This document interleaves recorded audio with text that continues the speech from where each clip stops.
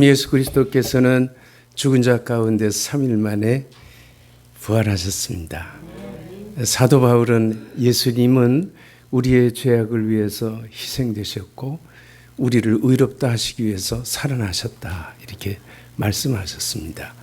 영원히 찬송받으시기 합당하신 우리 주님이시고 만왕의 왕으로 이 땅을 성령님으로 통치하시는 예수님이십니다. 장차 오실 우리 주님입니다. 우리 주님의 부활주일 이렇게 두 번째를 맞이했는데 참으로 하나님께 영광을 돌립니다. 오늘 본문에 나와 있는 말씀을 보게 되면은 글로바라는 젊은이하고 어떤 한 분이 엠마오로 가는 그 도상에 있었습니다. 아마 이제 점심 먹고 오후 시간에 내려가고 있었던 것 같아요. 우리가 최근에 영화 가운데 위를 보지 마세요. 절대로 위를 보지 마세요 하는 Don't Look Up 이런 영화가 있나 봐요. 그래서 젊은이들이 꼭 한번 보라고 권면을 해서 저도 봤습니다. 그 행성 하나가 지구에 부딪히기 위해서 들어오고 있어요. 지구로. 그게 지구하고 부딪히면은 이제 지구는 끝장이 납니다. 왜냐하면 원폭의 수천만 배의 힘을 발휘하기 때문에 지구가 없어지는 거죠. 그런 그 위험이 닥쳐오는데 아무도 위를 안 쳐다보고 평범하게 생활을 해요. 믿질 않습니다. 우리에게 갑자기 종말이 온다는 것을. 그런데 오늘 본문에 나와 있는 말씀을 보게 되면은 예수님이 굉장히 바빠지셨어요. 부활하시고 나서. 왜냐하면은 제자들이 당신이 부활하신다는 사실에 대해서 전혀 예측도 못할 뿐만 아니라 받아들이질 못하고 있는 거예요. 아마 놀래서 그럴 수도 있겠죠. 그래 예수님께서는 자기 자신이 부활한 것, 십자가를 지시게 된 연유, 이거를 제자들한테 다시금 풀어서 이야기를 하지 아니하면은 안 되는 그런 그 답답함에 처했던 것 같아요. 그래서 우리가 부활하시고 난 이후에 예수님이 아주 제일 바쁘게 움직이시는 것을 볼 수가 있습니다. 우리가 잘 아는 바와 같이 제일 많이 상심하신 베드로를 먼저 만나 주셨더군요. 물론 막달라 마리아가 주님 할 때 그 눈이 띄어져 가지고 주님 하면서 주님을 이렇게 뵙지 않습니까? 현현 부활하신 우리 주님의 그 모습을 친히 뵐 수가 있었죠. 예전에 살아계실 때의 만남하고는 전혀 틀린 만남입니다. 이렇게 부활하신 영체의 몸을 가지신 주님을 만나는 그런 이야기를 우리가 본문에서 볼 수가 있습니다. 왜 예수님께서 이렇게 제자들에게 나타나 가지고 내가 이렇게 십자가에 죽어야 되고 그리고 죽은 자 가운데 3일 만에 부활해야 되고 그리고 이제 영광을 받아서 보좌 우편에 등극했다가 장차 심판주로 이 땅에 오실 하나님의 메시아라는 것을 이 사람들한테 다시 자세히 풀어서 이야기를 하기 시작합니다. 그 왜 그렇게 자세히 풀어서 얘기할 수밖에 없었는고 하니 여러분들 우리가 성경 말씀을 보게 되면 예수님이 씨를 뿌리는 비유에서도 보면은 열심히 농부가 씨를 뿌리고 가면은 밤에 악한 자가 와서 몰래 다른 씨를 또 뿌려 넣습니다. 그러니까 사람들은 몰라요. 이게 진짜 씨인지 가짜 씨인지 이런 일들이 항상 있어 왔습니다. 그러니까 우리가 믿음 생활을 하는 과정에서 마귀가 이렇게 덮어놓는, 숨겨놓는, 그리고 거짓행위로 사람들을 속이는, 그리고 사람들이 속아 넘어갈 수밖에 없는 그런 상황으로 모든 것을 만들어가는 일들을 쉬지 않고 있습니다. 그래서 예수님은 깨어서 기도하세요. 마귀가 우는 사자와 같이 삼키려고 돌아다니고 있습니다. 이런 말씀을 하는 이유가 여기에 있는 것 같아요. 그래서 예수님이 십자가 지시는 과정, 죽은 자 가운데서 3일 만에 부활하셨지만은 이거를 갖다가 믿지 못하도록 전부 다 사람들에게 거짓으로 속여놓은 거예요. 그러니까 사람들이 이걸 분별하기가 어렵습니다. 더욱이 여러분들 제일 가까운 사람이 어려움을 당하게 되면 제일 상심합니다.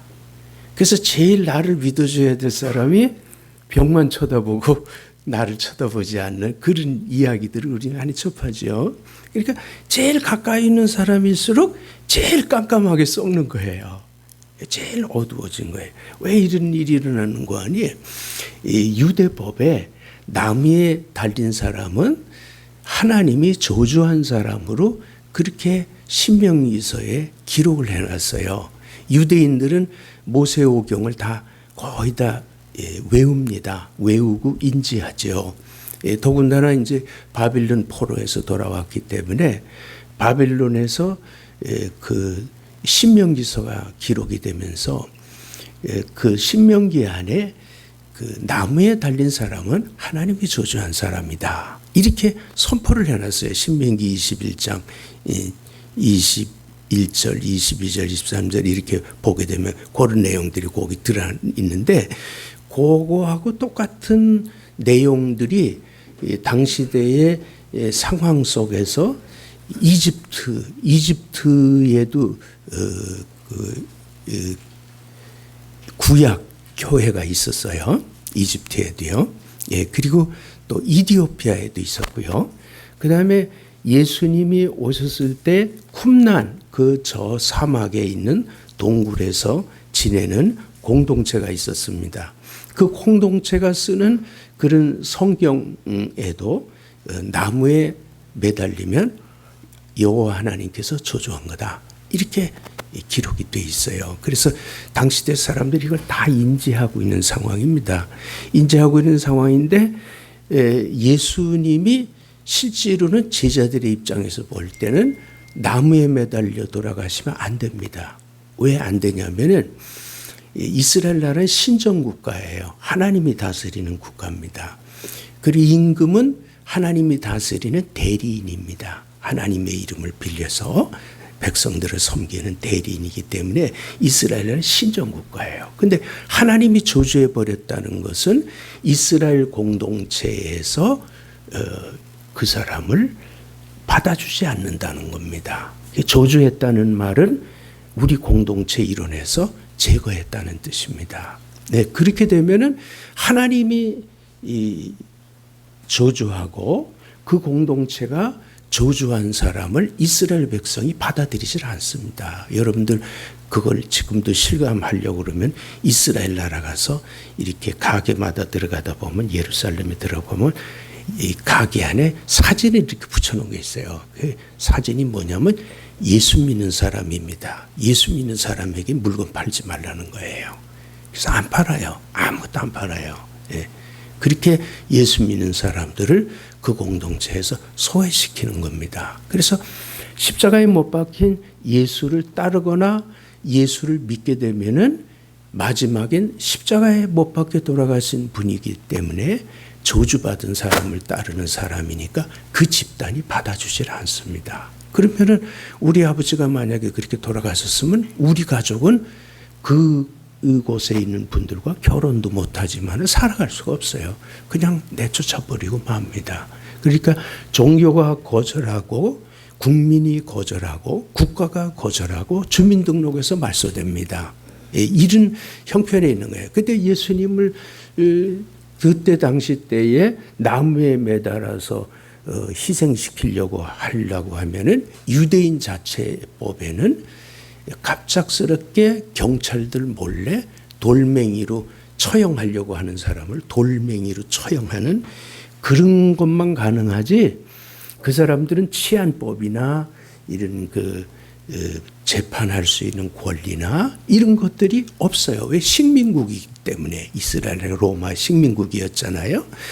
그렇기 때문에 이 사람들은 죽이려고 해도 기껏해야 돌멩이로 죽일 수밖에 없는 거예요. 그러면 여러분들 잘 알다시피 유명한 분이 돌에 맞아 죽으면 더 유명해집니다. 사람들이 봉기하고 데모를 일으키죠. 그래서 이 예루살렘 지도부에서는 예수님을 돌로 죽일 수는 없다. 어떻게 죽이냐? 십자가에 나무에다 매달아 죽여야지.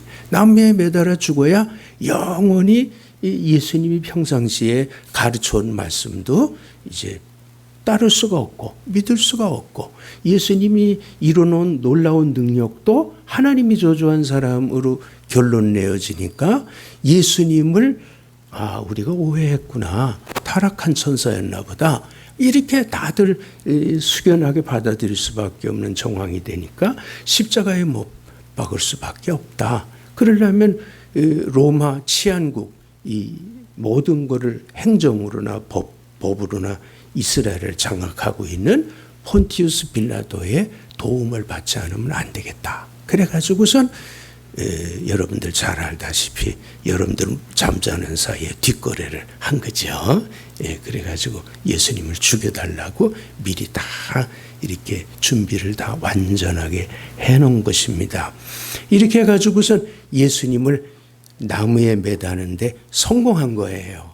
그러니까 여러분들 잘 알다시피 그때 당시 때에 데모도 많았고 사람들이 계속해서 밀란을 일으키는 일들이 많았는데 왜 예수님이 돌아가신 다음에는 우리 생각에는 더 데모대가 일어나고 막 흥분하고 막 이런 일들이 일어날 줄 알았는데 조용해집니다. 그 왜 그런 거 하니? 나무에 매달려 버리면 하나님이 저주한 자가 돼서 지금까지 예수님의 긍정이 절대 부정으로 끝나게 되는 거예요. 예수님은 아무것도 아니다. 가짜다. 이렇게 판명이 되는 거죠. 그 나무에 매달아서 끝까지 지켜봤는데 살아서 내려오질 않고 거기서 운명하시고 말았어요. 그래서 장사를 지내지 않습니까? 이런 사단의 계략이 있는 거예요. 근데 제자들은 예루살렘에 올라가 가지고서 좋은 자리에 앉을 생각들을 기대를 많이 했는데 예수님께서 저렇게 처량하게 매롭시 그냥 떠나버리고 나니까 힘이 그냥 쫙 빠지고 무슨 데모할 근거가 있어야죠. 그냥 다 숙연해지고 사람들 숨기 바쁘고 부끄럽고 십자가에 못 박힌 예수를 보니 부끄럽고 그래서 결국엔 모든 사람들이 그냥 소금 끼얹은 채소처럼 그냥 풀이 죽어버리고 말았던 것이죠. 그런데 놀라운 일이 벌어집니다. 사람의 생각과 계획으로는 이 세상의 지혜로운 자가 예수를 완전히 죽이려고 나무에 매달아서 숨통을 끊었지만은 하나님이 예수님을 3일 만에 죽은 자 가운데서 다시 살리셨습니다. 할렐루야. 이 놀라운 역사가 일어난 것이죠. 그래서 예수님이 이제 제일 먼저 막달라 마리아, 놀라운 거는요, 우리가 교회의 시작을 보면 이 주님이 여성을 먼저 만나 주셨어요. 그러니까 제일 소외된 사람, 제일 억압되고 눌리고 억울하게 살아가는 사람, 사람으로 태어났지만은 그 아름다움을 멸시당하고 주권을 회복하지 못하고 사람들에게 인정받지 못하는 그런 부류들, 병든 사람, 장애자들, 이런 사람들을 먼저 주님이 터치하지 않습니까? 여러분들 구원의 체험과 뜨거운 감격을 성경을 딱 펼치시면 누가 먼저 받아요? 장애자로 계셨던 분들, 눌려 살던 분들, 소외된 분들이 먼저 경험하지 않습니까? 그 예수님께서 제일 바쁜 게 이 멀어지고 있는 사람이에요. 이 글로바라는 사람을 주님이 찾아 나섰는데요. 글로바는 여러분들이 성경에 보게 되면은 그의 부인이 예수님께서 십자가에서 운명하실 때까지 그 앞에서 지켜보고 있던 그 부인이에요. 그 부인의 남편이죠. 글로바가. 그러니까 예수님하고 상당히 이게 친분이 깊은 분이에요. 그러니까 여성들이 당시 때 뭐 했습니까? 예수님을 사람들이 만나러 뭐 수백 명, 수천 명이 몰리기도 하지만은 많은 사람이 몰려가지고 한 집에 들어가면 식사 인원이 12명만 됩니까? 100명도 되고 200명도 되고요. 나는 어느 친구 목사님 만나러 갔는데요. 이 최고 좋은 음식점으로 어느 장로님이 접대하겠다고 생각하고 딱 모셨는데 이미 그 식당에 가니까 2층, 1층 마당까지 꽉 차 있어요. 누굴 가라고 할 수 없는. 근데 그 사람들을 그 비싼 고기로 다 대접을 할 수밖에 없게 된 거예요. 소를 또 잡아야 되는 그런 일들이 벌어지더라고요. 그런 거를 저는 여러 번 경험했어요. 아주 훌륭하신 분들이 그렇게 사람들이 몰리는 거를 봤거든요. 근데 이분들이 다 뒤지다거리를 해주신 분들이에요. 예수님이 계신 곳에 사람들이 만나러 모이면은 식사도 차려내주고 그 많은 사람이 와서 저녁 내내 복석거려도 다 이렇게 돌봐주는 그런 분들이에요. 그러니까 상당히 가깝게 지내셨던 분이죠. 예, 면전에서. 글로바가 멀어져 가고 있는 거예요. 엠마오로. 그래서 주님이 제일 바빠지신 거죠. 주님이 이들에게 나타나셔가지고선 주고받는 말이 무슨 말씀이에요? 그러면서 예수님이 우리를 위해서 우리의 죄를 해결하기 위해서 십자가를 질 수밖에 없는 구약의 말씀들을 풀어주기 시작한 겁니다. 할렐루야. 여러분, 우리가 아무리 훌륭하신 선생님이 그 좋은 성경의 이야기를 알고 있고 풀어주지만 가슴이 뜨거워진다는 건 쉽지 않아요. 근데 예수님이 부활하신 첫 번째 만남, 글로바하고 그 친구를 만나면서 그걸 다 풀어준 거예요. 죽은 자 가운데서 3일 만에 부활하실 수밖에 없는 그 하나님께서 인간의 모든 죄값을 치렀으니까 죄의 결과는 뭐죠? 사망이잖아요. 그렇기 때문에 죄를 해결하셨기 때문에 사망 권세를 깨뜨리고 나오시는 겁니다. 할렐루야. 그래 죽은 자 가운데서 부활하신 우리 주님께서 이제 곧 승천하시고 보좌 우편에 등극하셔서 우리를 성령으로 다스리게 되시는데 이제 예수님이 이분들하고 만남을 갖는 데는 그렇게 시간이 많은 여유가 있지 않습니다. 그리고 이분들이 너무 갑작스러운 상처를 크게 받았어요. 여기서 돌이키는 게 쉽지 않아요. 왜냐하면 예수님도 인격자로 우리에게 다가오시기 때문에 그게 쉬웠겠습니까? 그래서 우리가 이 부활하신 날 아침에 엠마오로 가는 이분들의 모습 속에서 발견할 수 있는 게 뭐냐면은 이 땅에는 여러 가지 그 장면들이 항상 있어요. 무슨 사건이 일어날 때. 그래서 한 가지는 예수님을 모함하고 거짓말하고 그래서 예수를 붙들지 못하게, 믿지 못하게, 받아들이지 못하게, 가까이 가지 못하게 그거를 전부 다 흑막을 치는 영들이 있어요. 우리나라도 여러분들 이쪽에서 누가 진실을 말하면 저쪽에서 거짓말을 말하죠. 그걸 덮기 위해서. 그 다음에 이쪽에서 거짓말하면 이쪽 진실을 얘기하면 또 거짓말이 나오죠. 예, 그거를 우리는 수없이 봤어요. 예, 특히 우리는 문명권에서 그래도 글을 알고 세상 돌아가는 걸 조금 눈을 뜬 사람들이니까 그런 걸 많이 경험했단 말이에요. 그런 장면이 항상 연출이 됩니다. 그 다음에 거기에 쏘가가지고 그대로 그냥 엎어지는 사람들이 있어요. 이 세상에는 참 안타까운 광경이죠. 거짓말에 쏘가지고 퍽 엎어지는 사람들. 네. 네. 누가 남편에 대한 소문을 냈는데 절대로 남편을 못 믿고 벽만 쳐다보고선 우는 분들이 있어요. 그러니까 쏘가가지고 엎어진 거죠.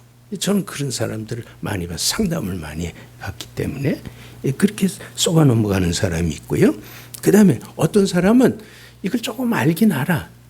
근데 이해관계에 얽혀가지고 예수 편에 섰다가 지금 당장 있는 거를 다 손해볼 것 같아.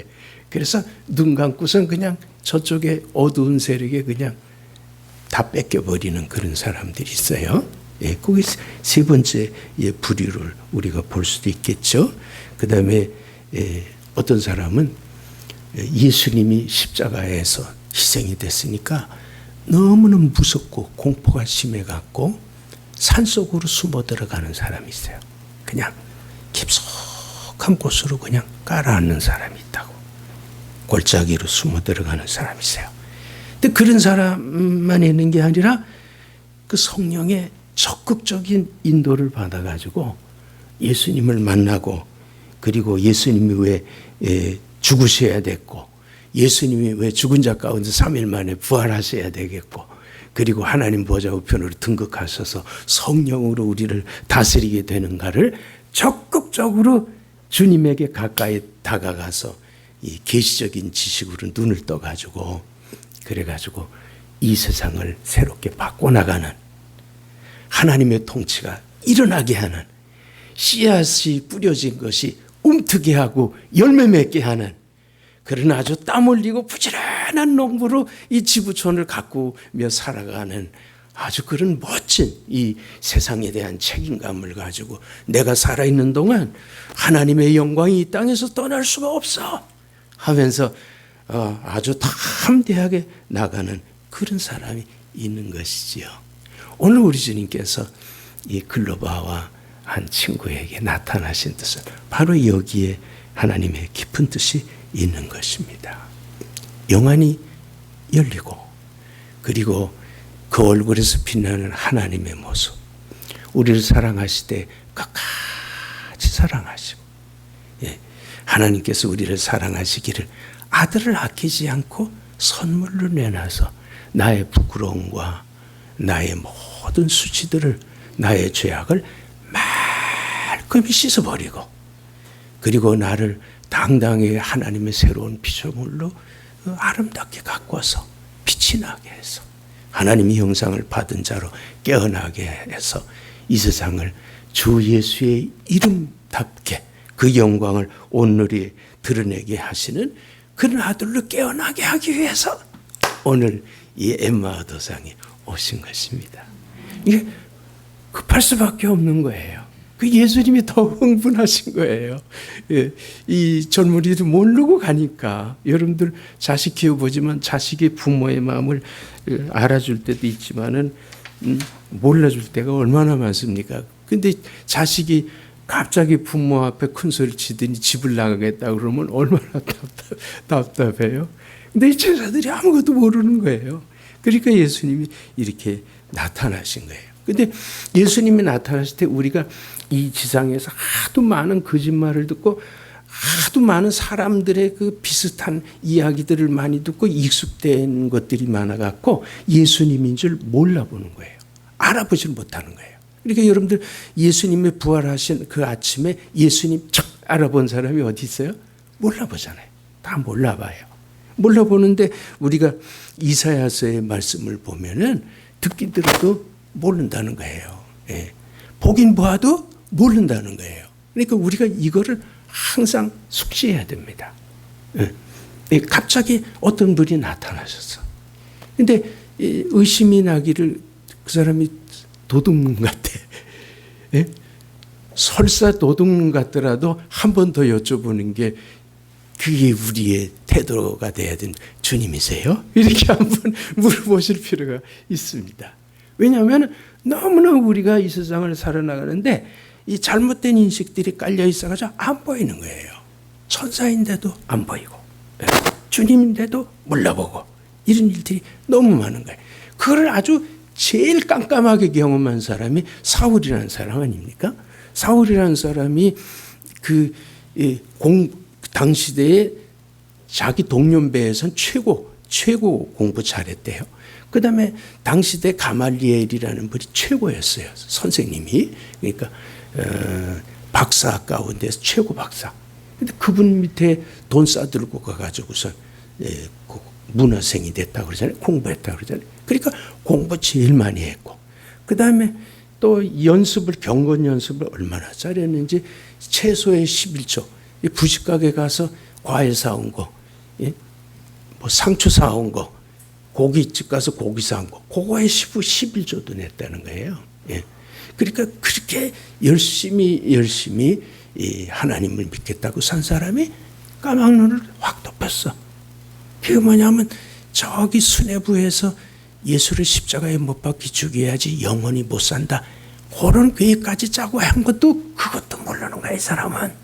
그것도 모르고 그 예수님이 이 만왕의 만주의 주로 오셔서 평상시에 구약 성경에 예언된 선지자들의 말씀을 다 이 사람 딸딸 외우고 숙지한 사람인데 그럼에도 불구하고 모르는 거예요. 그러니까 우리가 이 지상에서 살면서 그렇게 공부를 많이 해갖고 예수를 갖다 모략하고 계략을 써가지고 예수를 믿지 못하도록 만드는 그런 재주도 부리지만 당체 알아차릴 수 없을 만큼 답답하고 깜깜해진 그런 경험이 있는 거예요. 그런데 오늘 우리에게 찾아오신 주님은 우리의 마음속에 하나님을 아는 뜨거움을 붓기 시작하십니다. 사울에게 나타나셨을 때 눈에 비늘 같은 거를 싹 벗겨주시고 다시 보게 하시는 거예요.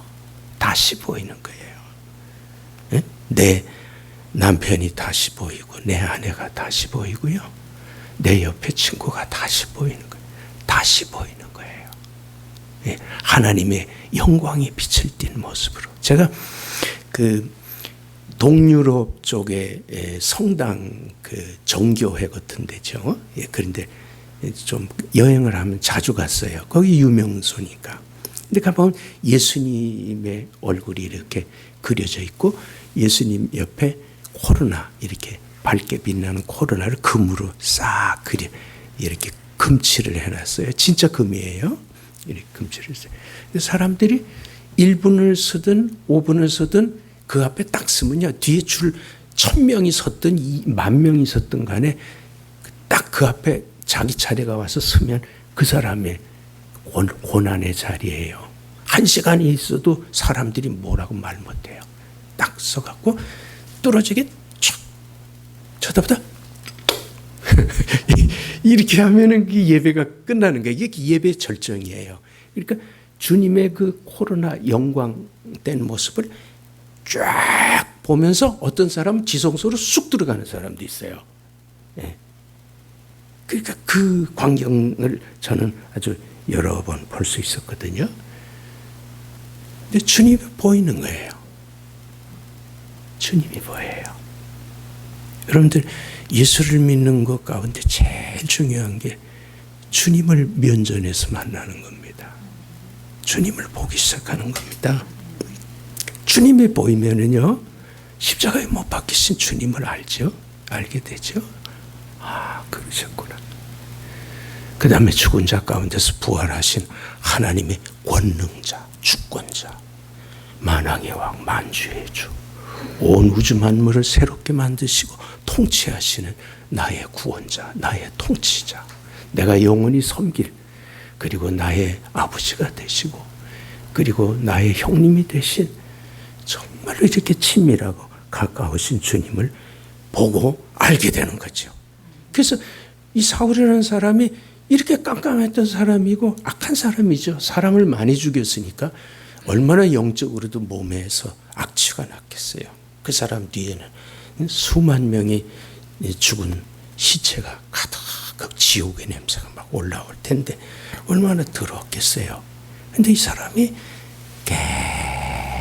깨끗이 씻겨지는 거예요. 여러분, 주님을 뵈면요, 여러분들이 이 세상 살면서 답답하고 힘들고 어려운 것들 많죠. 속아서 산 것도 있어요. 손해본 것도 많아요. 영원히 잊혀지지 않는 것들이 있어요. 이 세상이 무너진 나는 조금 심한 말로 그 인간은 뭐지죠? 그런 사람이 있어요. 그러니까 얼마나 힘들게 살았으면 그렇겠어요. 기대치가 얼마나 있어요. 그게 싹 벗겨집니다. 할렐루야. 나의 창조주요 나의 구원자이시기 때문에 그런 거죠. 주님은 나를 만드신 분이에요. 나를 위해서 피 한 방울 물 한 방울 아끼지 않고 이 땅에 오신 분이에요. 그렇기 때문에 씻겨지는 거예요. 씻겨지는 거 이유가 없어요. 이유가 없어요. 뭐 깡패, 도둑, 뭐 이 동네에서 뭐 창녀 노릇했다고 상관없어요. 그냥 씻겨져 나가요. 깨끗이 씻겨져 나가요. 포항에 사는 친구가 있는데요. 이 친구가 이제 골목길로 이렇게 들어서는데 차를 타고 골목길에 들어서 좀 불편하잖아요. 골목길에서 할아버지 한 분이 오줌똥 다 싸갖고선 쓰레기통 뒤져가지고 뭘 드시고 계시는 거예요. 그래서 이분이 차에서 내렸는데 먼저 본 그분이에요. 그러니까 두 번째 만난 분인데 이분을 끌어안고서 할아버지 왜 여기서 이러고 계세요? 그러고서 이제 자기 자동차 뒤에다가 신문 이렇게 깔고서 할아버지를 이렇게 뭐 몸에 다 묻은 거죠. 자기 몸에도 똥 오줌 다 묻은 거죠. 이렇게 끌어안고 들어와서 뒤에다 이렇게 모셨어요. 그러고 나서 앞자리로 와서 다시 이제 가까운 곳에 있는 자기 집으로 미시려고 출발을 하려고 그러는데 이상해 느낌이. 이렇게 탁 돌아보니까 예수님이 누워 계시는 거예요. 영광의 빛이 고요하게 찬란하게 빛나는데 이분이 그 광경을 이렇게 쳐다보다가 다시 뒷자리로 가서 할아버지, 예수님이 할아버지의 모습으로 오셨군요. 하고서 끌어안고서 한참 울었어요. 그러면서 다시 이제 정신을 차리고 할아버지를 모셔서 집에서 이제 옷 갈아입혀드리고 목욕시켜드리고 따뜻한 밥 해드리고 그리고 전화해서 그 보호자를 찾아가지고서 다시 모시다 드렸어요. 여러분, 예수님은 멀리 안 계세요. 가까이 우리 근처에 계십니다. 오늘 예배 시작할 때에 우리 주님께서 우리에게 주신 말씀, 나를 가까이 하는 자에게 내가 가까이 하고 나를 찾는 자에게 나를 보여준다고 늘 말씀해 주셨어요. 나에게 가까이 오는 자를 나는 만나기 위해서 일어선다. 그런 말씀을 이사야서 30장 18절의 말씀에도 해 주셨지 않습니까? 역대하 15장 10절에 보니까 이스라엘 백성이 유다 백성이 마음을 다하고 맹세해서 뜻을 다해서 여호와를 찾았더니 역대하 15장 10절 여호와께서 그들을 만나 주시고 그들의 사방에 평안을 주셨더라. 이런 말씀이 있습니다. IMF가 한창이던 아주 상당히 깊어지던 어느 날 월요일 아침이었어요. 제가 집사람이 해준 따뜻한 밥을 먹고 우리 집이 좀 언덕 아래에 있고 이렇게 길로 나가려면 조금 언덕으로 올라갔다가 내려가야 됩니다. 그래서 우리 집에서 한 3정거장 가면 우리 교회예요. 그래서 이제 교회를 가려고 집에서 나와가지고 언덕으로 이렇게 올라섰는데 그 언덕에 개척교회를 하시는 우리 친구 이웃교회 목사님이 계셨어요. 그분이 저를 보더니 막 달려오시더니 뭐라 그러시는 거 아니?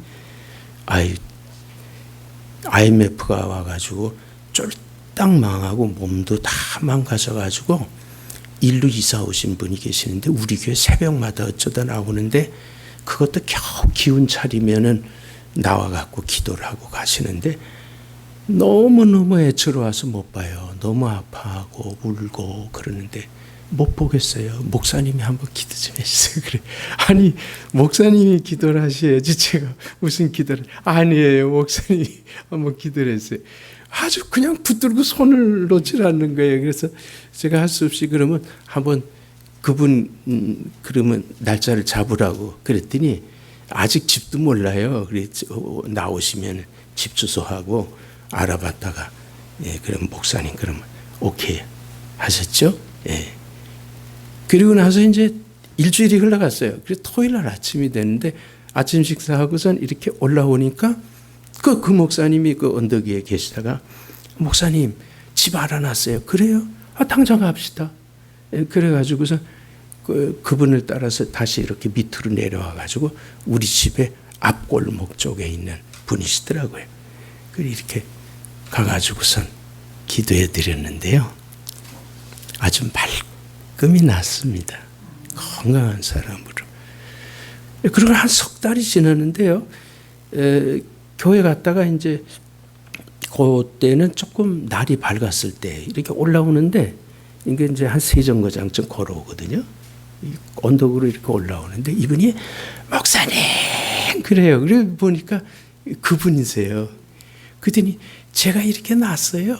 하고선 빙그리 털면서 춤을 추는 거예요. 그 공간이 좀 넓거든요. 그 앞에 아스팔트가 주차장도 있고. 제가 이렇게 났어요. 그렇게 기뻐하는 거예요. 네. 나는 오늘 평강교회 모든 성도님들이 이런 주님의 터치를 경험하시는 그 역사가 일어나기를 바라는 것입니다. 예수님은 우리가 대화할 때도 숨어 계실 수 있어요. 예수님은 우리가 풀지 못해 갖고 계속해서 주님께 답답한 마음을 가지고 와서 엎드리고 간구할 때 그 옆에서 우리의 기도를 듣고 계신다고요. 주님은 전혀 우리가 주님인 줄도 모르고 박해하는 입장에 있어서 예수 믿는 자를 잡아서 죽이려고 하는 그런 마음 가지고 달려갈 때도 주님은 거기와 계시는 겁니다. 이 주님께서 우리를 만지시고 우리를 붙드시고 우리에게 나타나서 얼굴을 보이시며 말씀하시기 시작하면은 우리의 눈이 열리는 것입니다. 마리아야 할 때 눈이 열리지 않았습니까? 글로바에게 오셔가지고 당신들이 주고받는 이야기가 뭡니까? 그때 글로바는 주님의 말을 듣고 자기의 형편을 쭉 얘기했더니 주님이 가르쳐 주기 시작했습니다. 글로바를 만나기 전에는 주님은 베드로를 만났습니다. 3번씩이나 부인하고 힘들어했던 분위기에 주님은 베드로를 먼저 찾아갔죠. 베드로와 시간을 많이 가지셨어요. 그리고 이 글로바의 그 두 젊은이하고도 많은 시간을 가졌습니다. 이제 이 부활하신 주님이 오늘 이 평강교회 여러분 한 사람 한 사람과 같이 지내실 그런 시간이 된 것입니다. 조용히 눈을 감고 주님의 임재 가운데 들어가십시오. 주님, 부활하신 주님,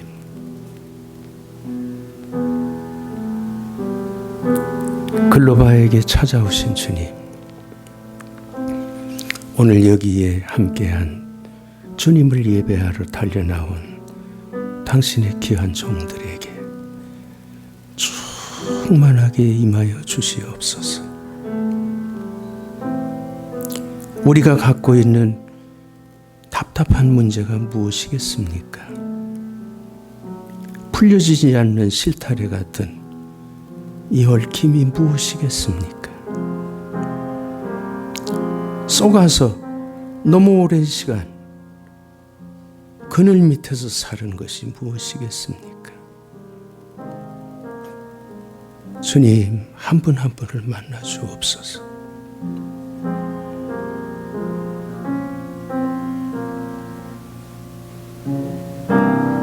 혹시 몸에 질환 때문에 오랜 세월을 묶여 살고 있습니까?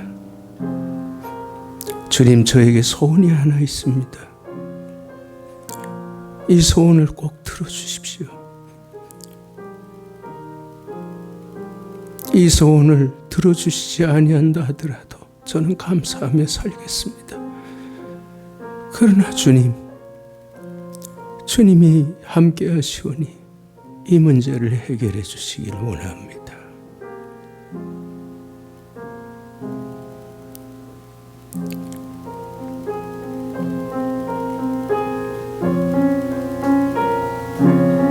주님 집에 평화가 떠나가서 소목소목한 가운데 지냅니까?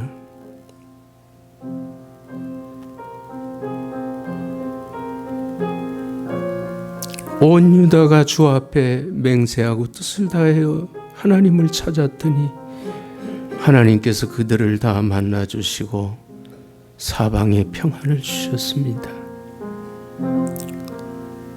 주님이 평강교회에 주의 평화가 가득히 넘치소서. 평강교회 성도들의 가정에 주의 평화가 가득하소서. 몸이 아프고 마음이 아프고 영혼이 지친 한 분 한 분에게 주님의 능력의 어루만지심이 함께하여 주시옵소서. 오늘 이 엠마오의 이 놀라운 은총이 이 백성의 거룩한 경험이 되게 해 주시옵소서.